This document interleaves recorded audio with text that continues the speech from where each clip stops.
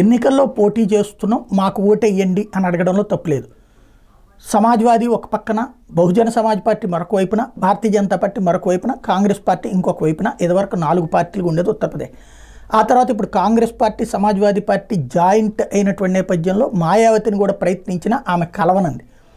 తృతీయ పక్షమే లేదు, ఐఎన్డీఏ కూటమి భాగస్వామి కానని చెప్పింది.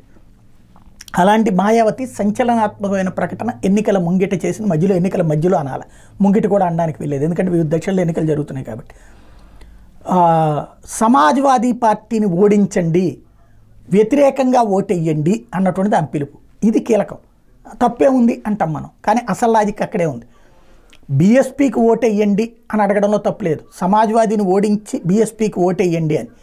సమాజ్వాదీకి వ్యతిరేకంగా ఓటెయ్యండి, సమాజ్వాదీ కాంగ్రెస్ కూటమికి అంటే ఒకవేళ మీకు గనక నేను ఇష్టం లేకపోతే బీజేపీకి వేయండి అని పరోక్షంగా చెప్పినట్టు.